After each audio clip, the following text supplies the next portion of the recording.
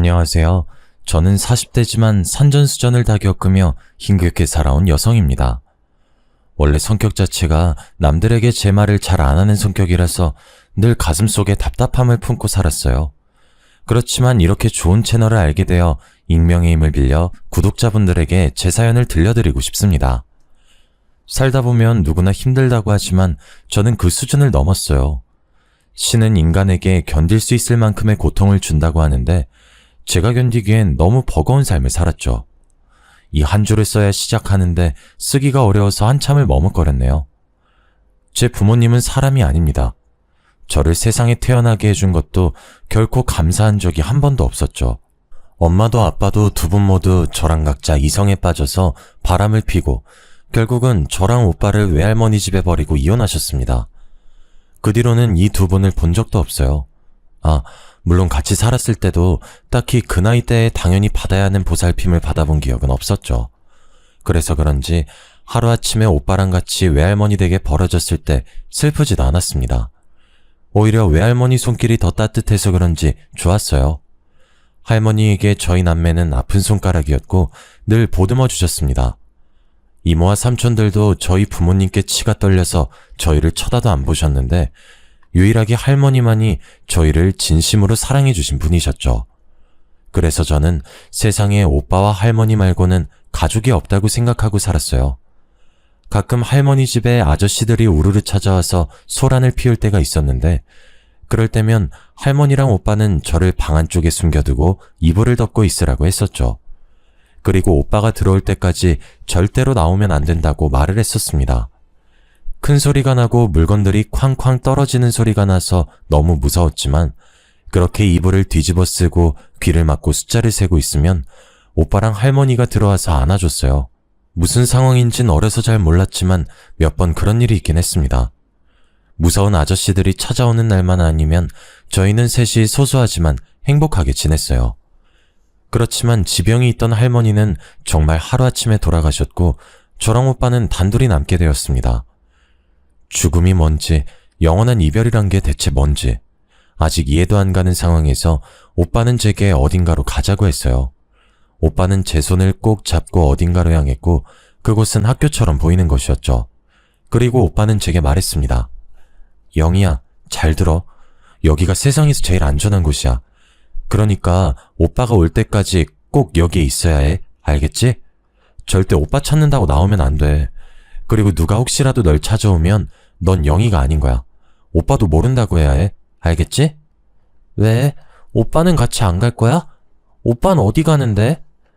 오빠는 해야 할 게 있어. 근데 영희 너랑 같이 가면 네가 위험해서 여기에 널 두고 오빠 혼자 얼른 다녀올 거야. 오빠가 꼭 올 거니까 여기 있어야 해. 알겠지? 싫어. 난 오빠랑 있을 거야. 같이 갈 거야. 싫다고 울부짖는 저를 무시한 채 오빠는 막 뛰어갔습니다. 그게 오빠의 마지막 모습이었어요. 데리러 온다고 약속했고 절대 어디로 가지 말라던 오빠는 오지 않았습니다. 시간이 흘러 제가 성인이 되었는데도 말이죠. 그러다 보니 오빠에 대한 그리움이 원망과 미움으로 바뀌었고 가슴에 새기며 살게 되었습니다. 부모에게도 버림받고 할머니까지 돌아가셨는데 유일한 제 가족인 오빠까지 저를 버렸다고 생각하니 엄청난 우울감에 제대로 생활하지 못했어요. 어렸을 때는 우울증이 뭔지를 모르니까 소심한 아이나 소극적인 아이로 비춰졌지만 성인이 되고서도 모든 걸 포기해버리는 저의 태도에 보육원 선생님은 정신과 병원을 추천해 주셨어요. 곧장 병원에 가서 진단을 받아보니 예상대로 심각한 수준이었고 주기적으로 진료를 받으며 약을 처방받아서 먹었습니다. 이 약을 먹지 않으면 우울감이 너무 심해서 일상생활을 할 수가 없었어요. 우울감이 심해지다 보니 무기력하고 약 기운에 해롱해롱해서 제정신이 아닌 채 살았습니다. 그러나 다 큰 성인인 저는 이제 제가 벌어먹고 살아야 했고 뭐든 해야 했어요. 딱히 배운 것도 없고 잘하는 것도 없지만 가장 큰 문제는 하고 싶은 것도 없었습니다. 그래서 그냥 근처에 있는 아르바이트생을 구하는 곳에서 닥치는 대로 일을 했죠. 편의점이나 호프집 또는 카페나 식당 등등 안 해본 일이 없었습니다. 그렇게 일을 하면서 사람들을 만나다 보니 우울감이 조금은 해소되는 기분이었어요. 그만 살고 싶다는 생각을 참 많이 했는데 어쩌면 살고 싶었던 건 아닐까를 처음으로 깨닫게 되었죠. 여느 때처럼 우울함에 빠져 평범한 하루를 보내던 중 제게 낯선 남자가 나타났습니다. 그 남자는 저에 대해서 뭘 안다고 제가 좋다고 하더라고요. 우울증 약 먹고 부모 형제까지 버림받은 저를 왜 좋아하는지 모르겠더라고요. 처음에는 낯선 남자의 호감이 부담스러웠고 왜 접근했는지 의심스러웠습니다. 사랑을 받아본 적이 없으니 온전하게 받아들이지 못했던 거죠. 웃긴 건 점점 시간이 지나면서 낯선 남자가 궁금해지고 보고 싶은 게 아마도 이게 바로 사랑인가라며 처음 느껴보는 감정이었습니다. 저는 그 낯선 남자와 연애를 시작하게 되었고 그때부터는 좋은 모습과 예쁜 모습만 보여주고 싶었어요. 그래서 다른 상처들은 다 말했어도 우울증이 심해 약 먹는다는 건 굳이 말하지 않았습니다. 너무 나약해 보이고 혹시라도 정 떨어질까봐 말하기 싫었죠. 그거 하나 숨겼다고 해도 이미 많은 상처가 있는 저를 보듬어주며 그 아픈 시간을 다 견디고 곁에 와줘서 고맙다고 해주던 다정한 사람이었습니다. 만나면 만날수록 욕심이 났고 자연스럽게 결혼을 선택하게 되었어요. 그러나 우려했던 일이 생겼죠.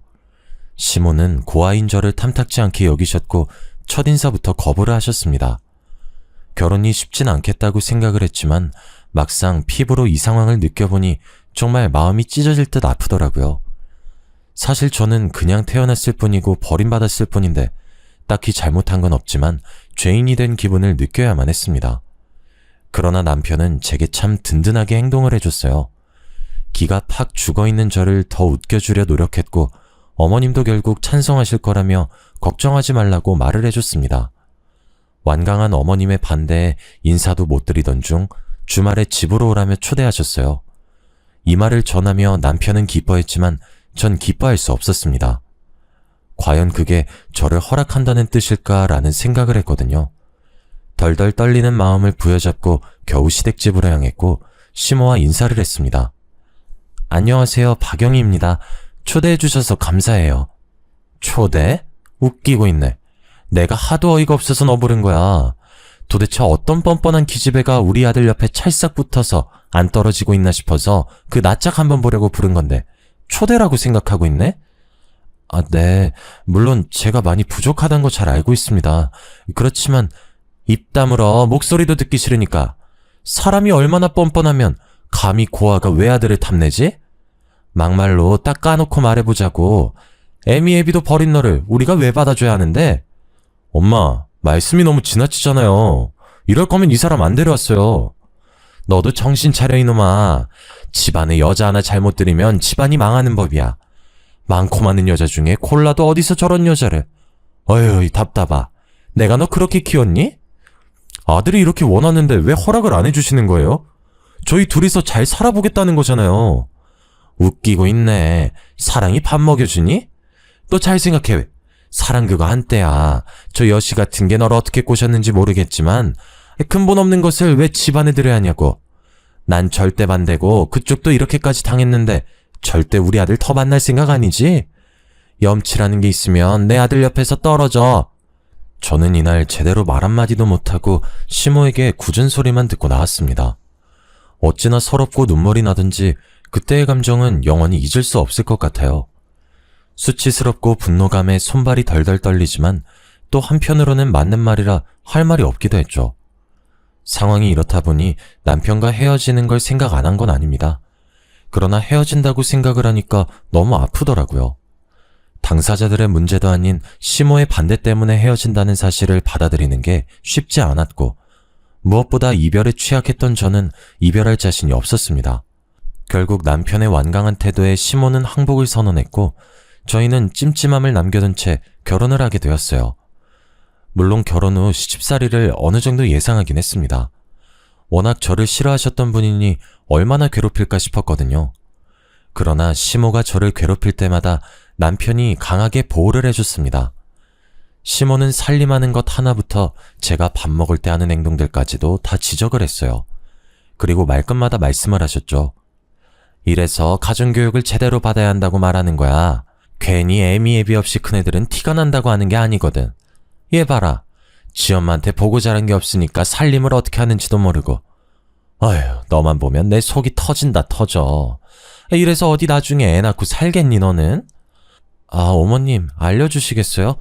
그럼 제가 다음에는 깔끔하게 해둘게요. 내가 네 엄마냐? 선생이야?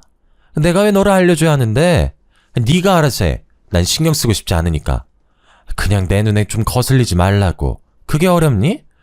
어머님께서 매번 지적하시는데 그게 뭔지를 알아야 제가 고치죠. 말씀을 해주세요. 뭐야, 너 지금 나한테 말 대답했냐? 네가 결혼했다고 이제 뭐 나랑 맘먹는 사이가 된 것 같아? 야, 너 착각하지 마. 너 그렇게 까불면 내가 너 가만 안 둔다. 알겠어? 하나부터 열까지 지적은 하면서 정확한 내용은 없었어요. 한마디로 그냥 시비를 거는 거였죠. 솔직히 제가 완벽하게 살림을 100점으로 한다고 생각하진 않았습니다. 그러나 욕먹을 만큼 부족한 살림 솜씨도 아니었어요. 그래서 시모의 저런 지적들이 불편하고 불쾌했습니다. 그렇게 꼴 보기 싫고 볼 때마다 답답하면 사실 본인이 저를 보러 오지 않으면 되거든요. 와달라 한 적도 없는데 굳이 와서는 속을 다 뒤집어 놓고 가는 시모가 정말 싫었습니다. 안 그래도 우울증이 심했는데 시모의 저런 압박에 정서적으로 많이 불안정해졌어요.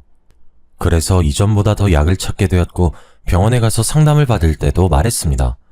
제 주치의는 그러셨죠. 가족들에게 말을 하고 도움을 받는 게 좋다고 권유를 해줬으나 과연 제가 이걸 시모에게 말했다면 시모는 저를 보듬어 줬을까요? 아니죠. 때는 이때다 싶어서 정신병이 있네 없네 하면서 아마 저를 더 못살게 굴었을 겁니다. 이런 시모의 모습을 하니 더 철저하게 우울증이 있다는 사실을 숨겼던 것 같아요. 시모 때문에 혼자 숨어서 운 적이 정말 한두 번이 아니었는데 그럴 때마다 남편은 제게 다가와서 다독여주며 말했습니다. 여보, 많이 힘들지? 정말 미안해. 우리 엄마지만 진짜 해도 해도 너무한 것 같아. 내가 그만 좀 하시라고 말을 해도 계속 당신 괴롭히니까 어떻게 해야 할지 모르겠어, 나도. 이게 다 내가 고아라서 그렇지 뭐. 내가 고아만 아니고 평범한 가정에 평범한 집에서 태어난 딸이었다면 이럴 일은 없었겠지. 그런데 나 너무 힘들어, 여보. 마음이 지옥 같아. 아니, 사는 게 너무 힘들어서 못 살겠어. 정말 미안해. 내가 더 노력해볼게. 그러니까 제발 그런 무서운 소리는 하지 마, 어? 남편은 힘들어하는 저를 보며 본인이 더 분노했어요. 그리고 제가 힘겨워할수록 시모를 더 닥달했습니다. 어느 정도 예상했던 시집살이는 예상외로 더 심각했고 저는 숨막히는 하루하루를 보내야 했죠. 뭔가 시모가 제 일거수일투족을 다 지켜보고 있다는 느낌까지 들었습니다. 툭 하면 전화와서 지금 뭐하고 있냐고 묻고 툭 하면 찾아와서 지적질하고 욕을 한 바가지 하다 돌아가곤 했으니 말이죠. 제정신이었어도 아마 정신병이 생겼을 것 같습니다. 그런데 웃긴 건 제가 이렇게 힘겨워하는 동안 남편도 지쳤겠죠. 점점 지친 남편은 더는 제 편이 아니었어요. 이날은 주말이었고 남편과 함께 낮잠을 자고 있었습니다.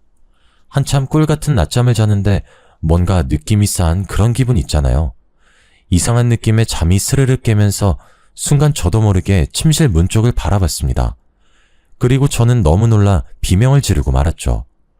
침실 문에는 팔짱을 낀 채 시모가 저희 부부가 자는 걸 노려보고 있었습니다. 저희 집 비밀번호를 바꿔도 알려달라고 하셔서 어쩔 수 없이 가르쳐드렸는데 아무리 그래도 말도 없이 들어와서 자는 걸 보고 있으니 소름이 끼치더라고요. 너무 놀란 저는 주섬주섬 이불을 덮으며 말을 했습니다. 어머님, 연락도 없이 오셨어요? 너는 여자애가 남편 앞에서 홀라당 까고 그게 뭐니, 천박하게.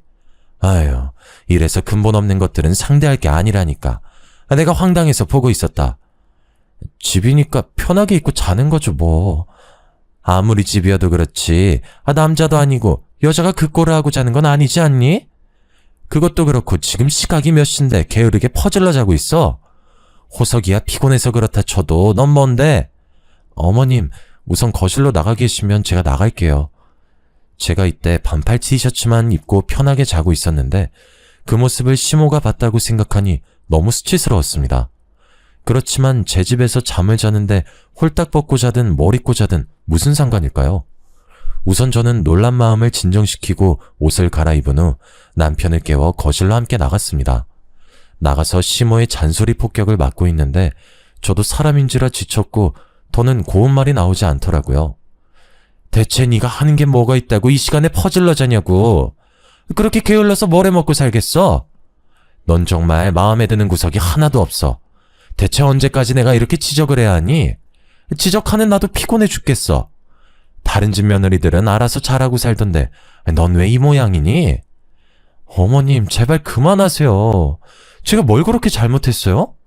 어머님, 그냥 처음부터 제가 부모도 없는 거 알아서 싫으셨던 거잖아요. 그리고 다른 집 시어머님들도 이렇게 며느리 안 잡아요. 요즘 세상이 어떤 세상인데 시집살이 시키겠어요? 저도 힘들어요, 어머님. 뭐? 뭐라고 했어, 너 지금? 겨우 니까지 거 받아줬더니 한다는 말이 입 다물란 소리야? 아이고, 내가 어이가 없어서 말도 안 나오네. 양심도 없지. 지 주제도 모르고 감히 어디서 주둥이를 나불거려? 그만하시라고요. 이유도 없이 욕먹는 거 저도 더는 못해요. 제가 그렇게 싫으시면 보러 오지 마세요. 신경을 쓰지 마시라고요. 결혼하고 처음으로 시모에게 소리치며 말했던 것 같습니다. 그런데 이때 예상치 못한 일이 벌어졌어요. 듣고 있던 남편이 갑자기 벌떡 일어서서 제게 오더니 거의 한 대 칠 기세로 저를 노려보며 말했죠. 미쳤어, 당신? 지금 우리 엄마한테 뭐 하는 짓이야, 예의 없이. 그래, 인정해. 우리 엄마가 당신 힘들게 하는 건 인정하는데 예의는 지켜야지. 이게 뭐 하는 짓이야? 그리고 나도 이제 지겨워. 이 정도까지 노력했는데 엄마 마음 못 얻는 거면 당신한테 문제 있는 거 아니야? 당신 말 다 했어? 지금 그게 나한테 할 소리야? 이유도 없이 구박당하는 내가 뭘 해야지 마음이 풀리시는데 어디 말 좀 해봐. 나도 그 정답 알고 싶으니까. 그만하라고 했다. 엄마, 오늘은 그만 가시는 게 좋겠다. 이 사람 내가 잡을 테니까 마음 풀고 우선 집으로 가 있어. 저녁에 전화할게. 그래, 아들. 아주 혼을 제대로 내줘. 어디서 감히 시애미한테 덤비고 있어. 넌 내가 이 꼴 날 줄 알았어. 우리 아들이 정신 차릴 줄 알았다고. 시모는 그렇게 가셨고 저는 남편과 2차전을 했습니다. 아무리 생각해도 너무 서운하고 억울했어요. 그렇지만 그 황당함에 말도 못하고 있는데 오히려 남편이 제게 화를 냈죠. 한 번만 더 시모에게 싸가지 없이 행동하면 그땐 본인도 안 참겠다면서 제게 으름장을 놓더군요. 이때 깨달았습니다. 사람과 사랑은 변한다는 말이 진실이란 것을 말이죠. 순간 몰려드는 걷잡을 수 없는 과한 감정들에 저는 약을 먹어야 했고 남편이 없는지 살짝 살핀 후 급하게 약을 먹었습니다. 그런데 하필 그 순간을 남편이 목격하고 말았어요. 절대 들키고 싶지 않았던 제 가장 큰 약점을 걸리고 말았죠. 너무 놀라 가만히 서 있는 제게 성큼성큼 다가와 약봉지를 빼앗고는 봉지에 적힌 약들을 하나씩 검색하더라고요. 그리고 무슨 약들인지 다 알아버린 남편은 저를 마치 괴물이라도 보는 듯 쳐다보며 말했습니다. 너 뭐냐? 정신병 있었어? 이걸 숨기고 나랑 결혼한 거야? 너 이거 사기야, 사기. 무슨 생각으로 이런 짓을 했지? 아, 정신병 있어서 잘 모르나? 와, 하다 내가 진짜 겨우 이런 여자랑 결혼했단 내 자신이 싫다. 여보, 그게 숨기려고 그런 건 아니고 내가 어렸을 때부터 상처가 많았잖아. 그걸 견디다 나도 모르게 마음의 병이 생겼더라고. 그렇지만 당신 만나고 많이 좋아져서 이렇게 힘들 때 아니면 약도 안 먹고 있었어. 정말이야. 야, 그 말도 지겨워. 이제 내가 너 상처 줬냐? 어쩌라고 대체. 언제까지 상처 거릴 건데. 그리고 마음의 병이네 뭐네. 난 그딴 거 이해할 마음 없거든? 애초에 이딴 약 먹는 여자인 거 진작에 알았으면 당신이랑 결혼 안 했다고. 남편은 제가 진심으로 말을 했지만 저를 혐오하는 수준이었습니다. 속였다는 것 자체에 화가 난 거라면 그럴 수 있다고 생각을 했지만 남편은 제가 약을 먹는다는 것 자체를 정신병이라며 혐오했죠. 이 부분은 너무 서운하고 실망스러웠습니다. 반대로 수천 번을 생각해봐도 저였다면 이해하는 건 물론이고 좋아질 수 있도록 도와줬을 거예요. 물론 입장 차이가 있으니 남편의 생각이 틀린 건 아니라고 생각합니다. 그렇지만 그 이후 남편 행동은 도가 지나쳤어요. 저랑 살이 닿기라도 하면 불결하다며 더럽다고까지 말을 했고 한 침대를 사용하지도 않고 각방을 쓰게 되었습니다. 밥도 같이 먹지 않더라고요. 제가 밥을 먹는 모습을 보면 구역질이 나온다며 말이죠. 욕보다 더 상처되는 말들을 서슴없이 하는 남편의 폭언을 들으며 저는 하루하루를 버텨야 했고 버거움 속에 살았습니다. 원래 제가 파트타임으로 일을 짧게 했었는데 집에 가는 게 더 고통스럽다 보니 시간을 늘려서 거의 온종일 일만 했어요. 몸은 힘들어도 차라리 밖에 있는 게 마음은 편하다는 걸 느꼈죠. 힘들게 일을 하고 왔지만 저녁을 먹지 못해서 가끔 배가 고플 때가 있었어요. 그럼 가볍게 주전부리라도 하려고 주방에 가곤 했습니다. 이날은 우유에 시리얼이나 말아먹고 자야겠다 싶어서 먹고 있는데 남편이 방에서 나오더라고요. 한 집에 살지만 서로 한마디도 하지 않고 눈도 마주치지 않고 사는 사이가 돼버렸던 저희였지만 제가 먼저 말을 걸었습니다. 당신 계속 이렇게 살 거야? 언제까지 그럴 거야? 저기 있잖아. 난 당신 목소리만 들어도 소름 끼치니까 제발 말 좀 걸지 마. 그리고 이렇게 살지 갈라설지 고민 중이니까 조용히 기다려. 뭐라고? 지금 이혼이라도 하겠다는 거야? 그럼 내가 정신병 있는 너랑 계속 살 거라고 생각했니? 큰 착각하고 계셨네. 내가 미쳤어? 하루빨리 이혼해야 나도 새장가 가지. 안 그래? 정말 해도 너무한 거 아니야? 우울증이 뭐 그렇게 잘못된 거라고 내가 이런 취급까지 받아야 하는데? 우울증은 세상에 뭐 나만 걸렸어? 그렇게 좋다고 결혼하자고 매달릴 땐 언제고 이제 와서 우울증 미약 먹으니 이혼하자고? 내가 그땐 미쳤던 거지. 그리고 말했잖아. 우울증 약이나 먹는 여자인 거 알았으면 나 너랑 결혼 안 했다니까? 대체 누구 인생 망치려고 속인 거야? 너 내가 엄마한테 다 말할 거야. 그럼 너 가만 안 두실 건데 그쯤은 각오한 거지? 그리고 그만 좀 처먹어라. 돼지도 아니고. 야밤에 혼자 시리얼이 목구멍으로 넘어가냐? 겨우 한술 뜨던 숟가락을 던져버렸습니다. 방에 가서 한참을 울고 또 울었지만 이게 제 불행의 끝이 아니었어요. 이혼을 고민한다던 남편은 이혼이 아니라 퇴사를 선택했습니다. 그리고 뻔뻔하게 제게 본인이 돈을 써야 하니 카드를 달라고 했죠. 당신 카드 줘. 앞으로 나 그걸로 생활할 거야. 대체 왜 그래 당신? 이혼하려고 생각해보니까 내가 너무 손해인 것 같더라고. 그래서 나도 네가 번 돈으로 편하게 살기로 생각 바꿨어. 그러니까 앞으로는 그렇게 알고 돈 열심히 벌어라. 남편한테까지 버림받아서 또 혼자 되기 싫으면. 남편은 가장 아픈 제 약점들을 딱 건드렸고 그걸 이용했습니다. 백수 생활을 하던 남편과 허덕이며 미친 듯이 일을 하는 저는 더 이상 함께 사는 의미가 없었죠. 전 이때 이혼을 생각하지 못했던 이유가 있었어요. 심적으로 너무 고통스러워서 아무 생각을 못했습니다. 뭔가가 제 시야를 딱 가리고 아무것도 보지 못하게 하는 기분이었거든요. 그냥 눈 뜨고 눈 감을 때까지 일만 했습니다. 여기에 약 먹는 걸 알게 된 시몬은 이전보다 더 심각하게 저를 비난했고 이들의 쏟아지는 비난에 저는 버틸 수가 없었습니다. 시몬은 제게 그럴 줄 알았다면서 처음 볼 때부터 뭔가 찜찜했다고 했어요.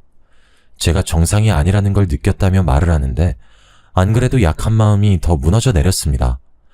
매일같이 일하고 남편과 시모에게 욕먹고 그런 생활을 하다 보니 스트레스가 과했나 봐요. 어느 날 갑자기 기억도 없이 쓰러져 버렸습니다. 눈을 떠보니 병원이었고 의사가 다가와서 제게 그러는 거예요. 이 지경이 되도록 어떻게 병원 한 번을 안 왔냐고 말이죠. 어리둥절한 상태로 들어보니 신부전증 사기라고 합니다. 초기 증상이 아예 없었기 때문에 정말 몰랐는데 이미 심각한 상황이었고 이식을 받는 거 말고는 답이 없는 상황이었어요. 정말 막막했고 제 인생은 대체 왜 이런 걸까 싶었습니다. 의사는 서둘러야 한다며 재촉했고 저는 집으로 돌아가 남편이 쓰는 방문을 열고 말했어요. 여보, 나 신부전증 사기래. 이식 안 하면 나 죽나 봐. 근데? 근데라니, 당신도 어머님도 나한테 평생 씻지 못할 상처 줬잖아. 근데 그거 내가 다 잊을게. 그러니까 검사 좀 해줘. 나 살고 싶어. 늘 죽고 싶었는데, 아니 오늘 아침에도 죽고 싶었는데 이젠 나 너무 살고 싶어 여보. 도와줘. 내가 미쳤냐? 이식까지 해서 겨우 널 살리게? 진짜 불결하다 못해 마음에 드는 구석이 하나도 없네. 야, 이 정도면 그냥 하늘에서 너 이 세상에 필요 없으니까 올라오라는 거 아니겠냐? 그냥 가 주태부리지 말고. 살고 싶다고. 나 살고 싶다고. 제발 도와달라고 한 번만. 이게 미쳤나? 어디서 소리를 지르고 있어? 너 돌았냐? 생각을 해봐. 불결한 고아 인생이 다 그런 거 아니겠니? 그럼 뭐 드라마처럼 해피엔딩일 거라고 생각했어? 그냥 조용히 그렇게 가. 아무것도 하지 말고 하늘로 가서 나한테 보험금으로 갚아라. 그럼 내가 너 용서해줄게. 나쁜 놈. 내가 죽는 한이 있어도 혼자 안 죽어. 두고 봐. 여자가 한을 품으면 어떻게 되는지 그거 내가 너한테 보여줄 거야. 어이구, 무서워라. 문이나 닫고 나가라. 신부전증 사기 진단을 받자마자 집으로 가서 남편에게 말했지만 덕분에 제가 독한 마음을 먹게 해줬습니다. 안 그래도 아슬아슬했던 우울증은 더 심해졌고 몸도 마음도 고통스러우니 현재의 삶 자체를 사는 이유를 모르겠더라고요. 하루에도 수천 번을 죽고 싶다, 아니 사실은 살고 싶어를 반복하며 눈물을 쏟아냈죠. 그리고 한편으로는 그냥 이렇게 떠나가는 것도 나쁘지 않겠다고 생각을 했어요. 통증도 너무 심했고 병원에 입원해 있는데 심호뿐 아니라 남편은 오지도 않고 연락도 없었습니다. 정말 딱 죽지 못해 살아간다는 말이 이런 거구나를 실감하며 병원에서 하루하루를 버티고 있었어요. 그때 한 남자가 제 앞에 나타났습니다. 저를 찾아올 사람이 없어서 당황스러웠는데 보자마자 주저앉아서 오열을 하길래 더 놀랐죠. 순간 직감적으로 설마 친오빠인가 라고 생각을 했어요. 그리고 그 남자는 제게 말했죠. 영희야, 오빠가 너무 늦었지. 정말 미안해. 오빠가 너무 늦어서 진짜 미안해. 잘 지냈어? 글쎄, 난 모르겠는데. 그쪽이 내 오빠라는 거 증거 있어요? 너 오빠 딱 보면 모르냐, 임마? 그래, 그럴 수 있지. 너 등에 큰 상처 있잖아. 할머니 집에 살 때 오빠랑 놀다 다쳐서 그거 아직도 남아있어? 흉터 치료했어? 딱 보고 친오빠라는 걸 느꼈지만 그냥 괜히 심술이 나서 오빠라는 증거가 있냐며 퉁명스럽게 말을 했는데 오빠랑 저 그리고 할머니만 아는 제 등에 있는 큰 상처를 말하더라고요. 그 순간 눈물이 쏟아졌습니다. 왜 이제 왔어? 금방 온다고 했잖아. 나한테 뭐하러 이제 왔어? 그냥 죽을 때까지 오지 말지. 왜? 얼마나 처참하게 사는지 보러 왔어? 그때 나 왜 버렸어? 차라리 버릴 거면 버린다고 말이라도 해주지. 왜 기다리게 했어? 영희야, 오해야. 오빠는 너 버린 적 단 한 번도 없어. 그때 부모님께서 진 거액의 빚이 있었어. 할머니네 있을 때도 막 누가 찾아오면 너 이불 속에 숨어 있으라고 했었는데 기억나? 그게 다 사채업자들이었거든. 근데 할머니 돌아가시고 나니까 그놈들이 우리 목숨까지 위협하려고 하길래 어쩔 수 없이 거기에 숨겨둔 거야. 나는 너라도 지키기 위해 돈 벌려고 혼자 떠났어. 미안해. 그게 무슨 소리야? 그 빚 갚느라 진짜 죽는 줄 알았다. 내가 그걸 갚아야 널 만날 수 있어서 죽기 살기로 갚았거든? 지금은 그거 다 갚고 오빠 돈도 많이 벌고 있어. 그러니까 이제 오빠만 믿고 살아, 영희야. 오빠와 한참 얘기를 나눠보니 제가 큰 오해를 하고 있었다는 걸 깨닫게 되었습니다. 그리고 그간 오빠에 대한 원망이 눈 녹듯 사라졌고 정말 많이 울었어요. 오빠는 저와는 다르게 정말 독하게 산 결과로 한국에서 사업을 한 게 너무 잘 돼서 미국까지 손을 뻗었다고 합니다.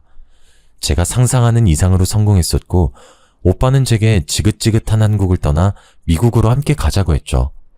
저는 오빠에게 현재 제 상황에 대해 모두 말해줬어요. 거의 몇 시간을 울고 웃으면서 말이죠. 제 말을 들은 오빠는 딱 하나를 물어봤습니다. 그것들 가만 안 둘 건데 그래도 괜찮지? 그냥 처참하게 아작을 내버릴 건데 괜찮은 거지 너?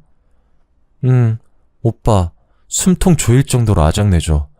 내가 겪은 고통보다 더 큰 고통을 겪었으면 좋겠어. 그리고 오빠랑 미국 갈 거지? 더 이상 한국에 미련 없어.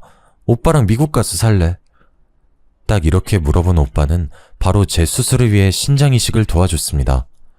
오빠가 아니었다면 아마 전 지금 이렇게 사연을 적고 있지도 못할 거예요. 덕분에 무사히 수술을 했고 건강을 회복하게 되었죠. 이 몇 개월이란 긴 시간 동안 단 한 번도 저를 찾지도 않던 시모와 남편에 대한 분노는 점점 이를 갈게 만들었습니다. 몇 차례 외래 진료만 남기고 있을 때 복수를 위해 오빠가 한국에 지내는 숙소로 들어가 지냈어요. 거기서 지내면서 미국 갈 준비와 이혼 준비들을 했고 시모와 남편이 제게 폭언하며 폭행했던 것들을 고소하기 위해 진단서들도 다 준비해서 제출했습니다. 오빠가 워낙 성공했던지라 저를 도와주시는 변호사분들이 보통이 아니셨어요. 제게 무려 3분이 붙으셨고 누가 와도 무조건 이기겠다 싶었습니다. 저는 오빠와 함께 머리부터 발끝까지 명품으로 도배하고 값비싼 외제차를 타고 시댁에 찾아갔습니다. 그런 저와 오빠를 본 시모와 남편은 어이없다는 듯 비웃었고 오빠는 말할 틈을 주지도 않고 신발도 벗지 않은 채 시댁집에 들어가서 바로 남편 뺨을 때렸습니다. 너랑 네 애미가 내 동생 구하라고 불결하다고 그렇게 구박했다며? 난 얼마나 대단한 놈인가 하고 기대하고 왔는데 고작 니까짓 게 내 동생을 천대하며 산 거니? 복에 겨운 줄도 모르고 감히? 네? 누구세요? 내 동생이라고 말하는 거면 누구겠어. 내가 영희 친오빠야. 너는 내 동생이 당한 시간 이상으로 서서히 피말라 죽게 만들 거야. 기대해. 적어도 사람이 다 죽어가면 걱정하는 신용이라도 해야지. 보험금이나 남기고 죽으라는 말을 하니? 오빠는 남편의 뺨은 물론이고 멱살까지 잡고 쥐고 흔들며 말했습니다. 더 웃긴 건 제게는 한없이 폭력도 폭언도 서슴없이 하던 남편은 완전 쫄아서 아무것도 못했어요. 그 모습을 보는데 웃음밖에 나오지 않았죠. 본인 아들이 맞는 걸 본 시모는 갑자기 저희 오빠를 밀치려고 했고 그런 시모를 한 손으로 가볍게 밀어버렸습니다. 저기 아줌마, 이게 얼마짜리 옷인 줄 알고 감히 그 더러운 손으로 만져. 이 옷에 만약 조금이라도 스크래치 나면 아줌마 대출 받아도 못 물어내, 알아? 와, 나는 지금 너무 열받네. 겨우 이딴 것들이 그랬다는 게 너무 화가 나네. 저기 이봐요. 우선 그 손 좀 놓고 앉아서 차분히 말 좀 해봐요. 갑자기 쳐들어와서 친오빠네 뭐네 하면서 이러는 건 무례하지. 무례하다의 뜻은 알고 하는 말이에요. 본인이 당하면 무례한 거고 남한테 하면 무례한 게 아니고, 그쪽은 신혼부부 집에 비밀번호도 막 누르고 들어가서 자는 내 동생도 훔쳐보고 욕하고 그랬잖아. 그게 무례한 거 아닌가? 내가 당신네한테 설명해줄 건 없고 딱 하나 말해줄 건 있어. 아까도 말했듯 앞으로의 삶은 죽고 싶을 정도로 지옥일 테니 기대해. 뭘 그렇게 빤히 쳐다보세요? 명품 처음 보나? 하긴 처음 보겠네. 어떻게 만져라도 보실래요? 봐봐, 만약에 당신네가 나한테 잘했고 우리한테 잘 살았다고 쳐보자. 그랬으면 지금쯤 우리 오빠가 뺨을 때릴 게 아니라 당신네한테 건물 하나씩 줬을지도 모르지. 안 그래 오빠? 당연하지. 난 처음에 영희 찾고서 결혼했다길래 그 남편이랑 시댁 식구들한테 감사해서 정말 뭐든 해줘야겠다 싶은 마음으로 찾았는데 들어보니 애를 아주 그냥 말로 죽이면서 살았더구만. 그래서 그런 당신네한테 딱 적합한 걸 선물해줄 거야. 친오빠의 카리스마에 남편과 시모는 정말 찍소리도 못했습니다. 그리고 시모는 자꾸 저를 힐끔힐끔 쳐다봤고 그럴 때마다 제가 눈이 빠질 정도로 노려봤어요. 내일 모레 죽을 사람처럼 굴던 제가 갑자기 명품으로 도배를 하고 등장하니 아주 놀랬겠죠. 시댁을 아주 뒤집어주고 저랑 오빠는 나왔습니다. 그들은 굳이 따라 나와서 저희가 무슨 차를 타고 가는지까지 보더라고요. 그 후 진행 중인 소송건들 때문에 마주친 적도 있었고 남편이 저를 따로 찾아온 적도 있었습니다. 법원에서부터 저를 미행한 것인지 저랑 오빠가 머무르고 있는 숙소를 알아냈죠. 이때 제가 오빠 없이 혼자 있던 상황이라 조금 무섭기도 하고 무슨 짓을 하려는 건지 몰라서 걱정이 되더라고요. 그런데 남편은 바로 무릎을 꿇고 두 손을 모아 빌었습니다. 여보, 영희야, 내가 정말 잘못했어. 나 정말 돈 때문에 그런 거 아니고 벌도 다 받을게. 우리 다른 건 다 필요 없고 다시 시작하자. 나도 미국 같이 가자. 어때? 한국에서의 생활은 다 있고 우리 새로 시작하는 거야. 미친 소리 하네. 넌 그게 가능할 거라고 생각하는 거야? 내가 정말 잘못했어. 100번 1000번을 생각해봐도 너무 잘못했고 반성 중이야. 엄마 불편하지? 아니 정말 싫어하잖아. 그치? 엄마 안 보고 살면 그만이야 여보. 우리 정말 사랑했잖아. 엄마가 그렇게 반대하는데 그런데도 우리 결혼한 거잖아. 힘들게 한 결혼인데 어떻게 이혼을 해. 내가 당신 가머니설에 속아 사랑했지. 난 그걸 후회해. 당신을 사랑했던 모든 순간을 후회한다고. 알아들어? 당신은 달면 숨기고 쓰면 뱉는 비열한 인간이잖아. 더는 나 찾아오지도 말고 니네 엄마랑 죗값이나 치러. 아 여보 가지마 제발. 여보 제발 다시 생각해봐. 남편을 뿌리치고 가는데 끝까지 매달리고 또 매달렸어요. 결국에는 근처에 있던 행인이 도와줘서 겨우겨우 떼어냈습니다. 너무 웃기더라고요. 몸에 살짝만 닿아도 불결하다고 저를 혐오하던 사람이 그렇게 매달리다니 참 웃기지 않습니까? 오빠 덕분에 모든 소송은 일사천리로 진행되었고 모든 소송은 절대 선처 없고 합의이사 없음을 밝히며 강력한 처벌을 원한다는 입장을 내세웠습니다. 모든 게 끝이 나고 미국으로 가기 며칠 전 약간의 아쉬움이 남아서 저는 시댁 친인척들과 남편의 지인들에게도 모든 상황을 낱낱이 설명해 줬습니다. 소문은 꼬리를 물고 물었고 결국 시모와 남편은 가장 가까운 사람들에게까지 손가락질을 받으며 사람 취급을 못 받게 되었죠. 밖에서는 제게 잘하는 척 쇼를 했던 사람들이라 지인들과 가족들의 충격이 컸습니다. 다들 제게 오히려 미국 가서 잘 살길 바란다며 좋은 말들을 해줬고 저는 오빠와 미국에서 새로운 삶을 살고 있습니다. 하고 싶던 공부가 생겨서 오빠의 응원에 힘입어 시작했고 정말 제 가족과 있어서 그런지 심적으로 안정이 되었고 이제 우울증 약도 끊고 더 이상 병원도 가지 않았습니다. 죽음의 문턱까지 갔다 온 저로서 이 말을 끝으로 마무리해볼까 해요. 죽으라는 법은 없다 라는 말 다들 아시죠? 제가 이 말을 가장 싫어했는데 막상 큰 힘들을 다 겪고 나니까 정말 죽으라는 법은 없더라고요. 다들 최악의 순간이 닥치셔도 해결 방안은 꼭 찾아오기 마련이니 부정적인 생각만은 하지 마세요. 긴 제 사연을 읽어주셔서 감사합니다.